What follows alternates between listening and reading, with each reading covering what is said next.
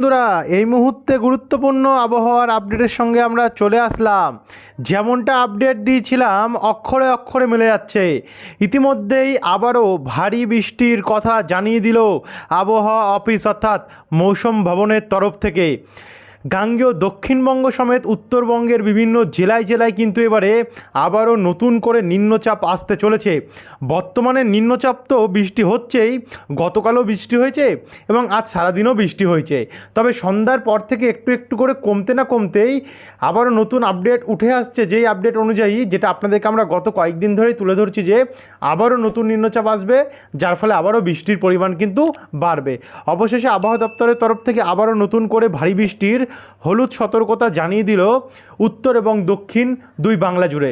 ইতিমধ্যে বর্তমান নিম্নচাপ রয়েছে এখন পশ্চিমবঙ্গের উপর দিয়ে আস্তে আস্তে করে সরে এখন আমরা দেখতে পাচ্ছি উত্তরপ্রদেশ, বিহার, ঝাড়খণ্ড এবং এদিকে ছত্তিশগড়, ওড়িশা এই কটা রাজ্য নিয়ে কিন্তু রয়েছে, যার ফলে মধ্যপ্রদেশেও রয়েছে এর প্রভাব, যার ফলে কিন্তু এই সমস্ত রাজ্যগুলিতে প্রচণ্ড হারে বজ্রপাত সমেত ঝড় এবং বৃষ্টির পরিস্থিতি আমরা দেখতে পাচ্ছি।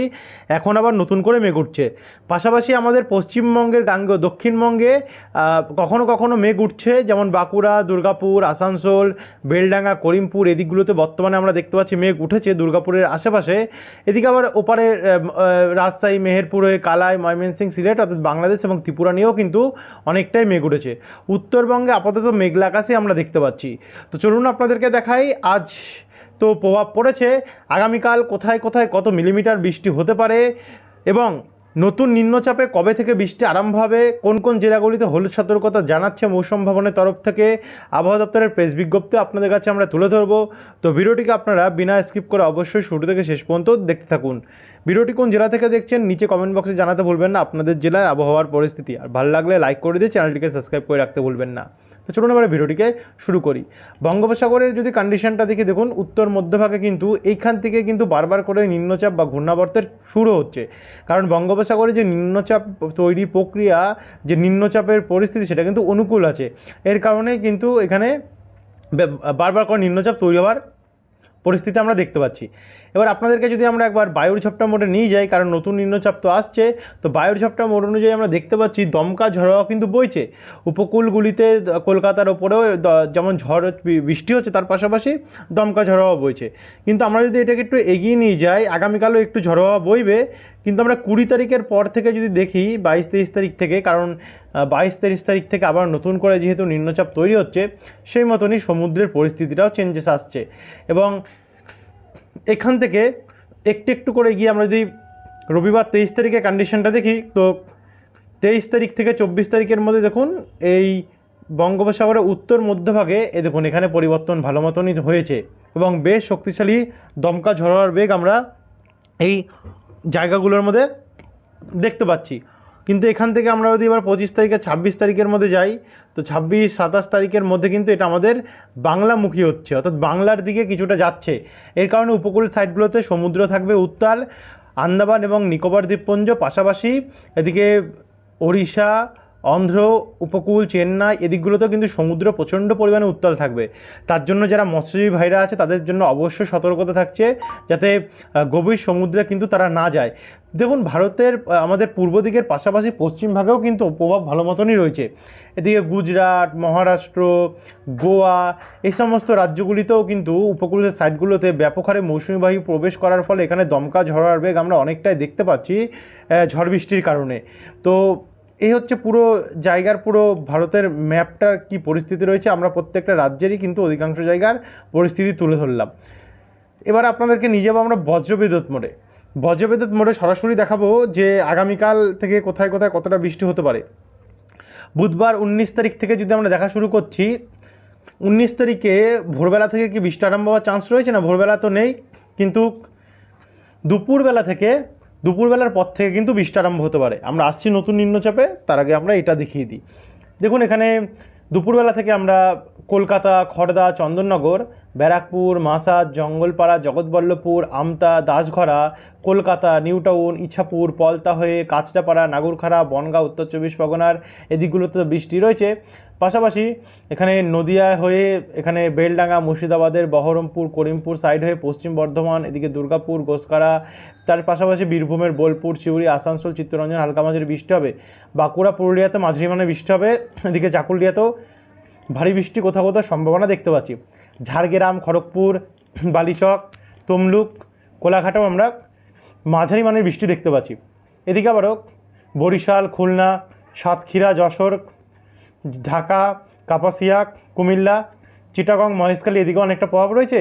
আর এদিকে সিঙ্গুরালি, খড়বা, রায়পুর দিকেও কিন্তু দেখুন মধ্যভাগে যেহেতু নিম্নচাপটা যাচ্ছে, তাই মধ্যভাগে কিন্তু ভয়ঙ্কর পরিমাণে বজ্রপাত সমেত বৃষ্টির আমরা সম্ভাবনা লক্ষ্য করতে পারছি। আশা করি এটা নিয়ে কোনো অসুবিধা নেই। পশ্চিমবঙ্গের পাশাপাশি ওড়িশাতেও দেখুন ভুবনেশ্বর, কামাখ্যানগর, বালাসোর হয়ে ভুবান, পারদ্বীপ, জলেশ্বর, বারিপদ, বাদাম পাহাড় এদিকগুলোতে অনেকটা প্রভাব রয়েছে।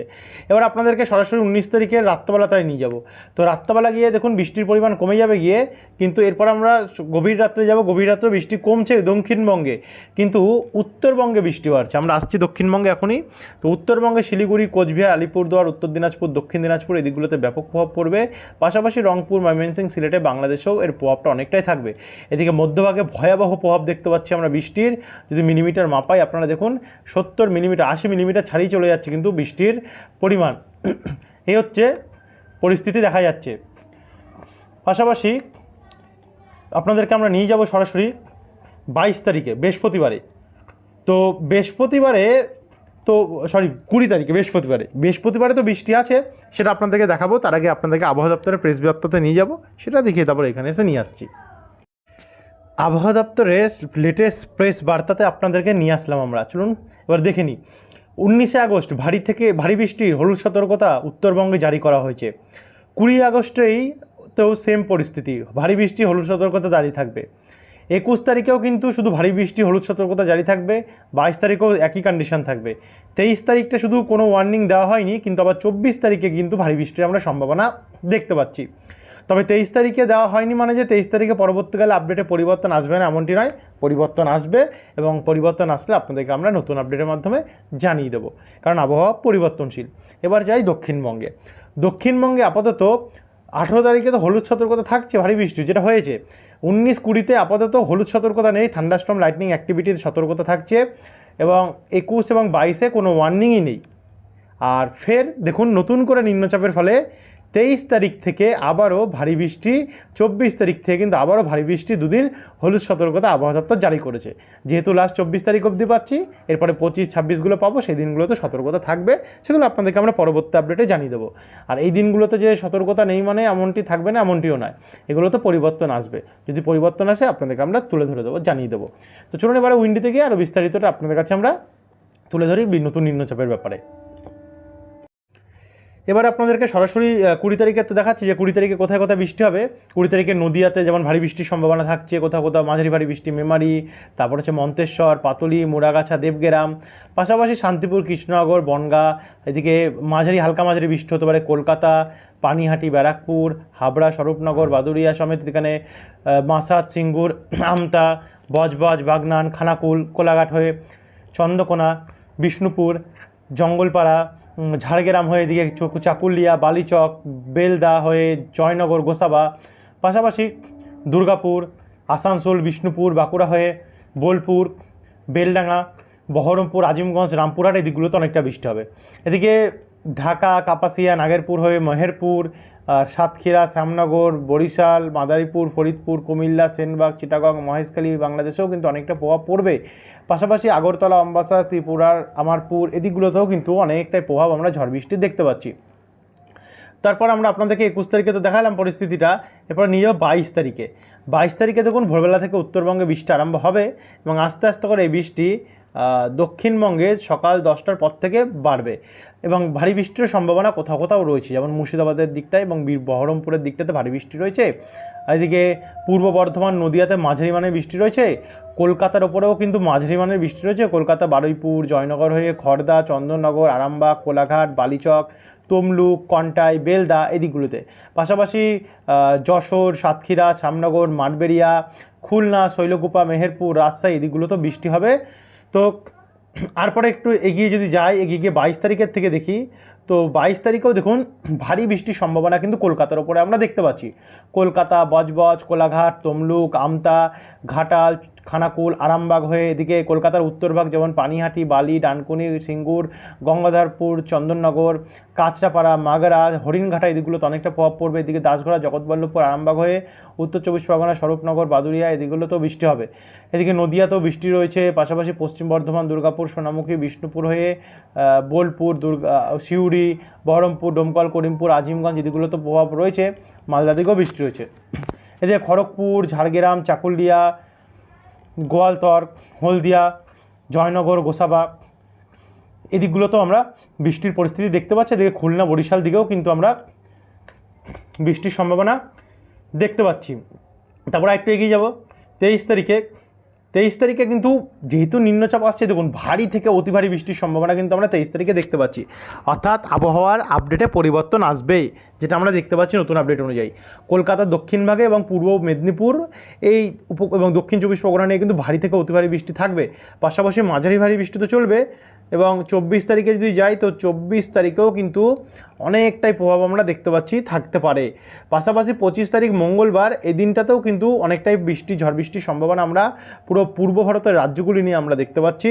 26 তারিখ বুধবারেও কিন্তু বৃষ্টি রয়েছে, তবে হালকা মাঝারি বৃষ্টি। এবং 27 তারিখে তো বৃষ্টি বাড়তে পারে, কারণ এদিকে একটা নতুন টাইফুন অর্থাৎ ঘূর্ণিঝড়ের সাইক্লোন আসছে। এটা আবার আমাদের বাংলার দিকে আসার একটা সম্ভাবনা রয়েছে নিম্নচাপের রূপ নিয়ে, ঘূর্ণাবর্তটি। তার কারণে আমাদের বাংলার দিকে বৃষ্টি বাড়তে পারে। দেখা যাক পরবর্তী আপডেটগুলোতে কী হয়, আপনাদেরকে জানাবো। তো এই ছিল এখনকার আপডেট, আজকে সন্ধ্যাবেলার আপডেট। আপনাদেরকে আবার আগামীকাল নতুন আপডেট নিয়ে আসবো দুপুরবেলার মধ্যে, যেখানে আরও পরিবর্তনগুলো তুলে ধরবো। তো যারা সাবস্ক্রাইব করেনি সাবস্ক্রাইব করে রাখতে বলবেন না। ধন্যবাদ বন্ধুরা।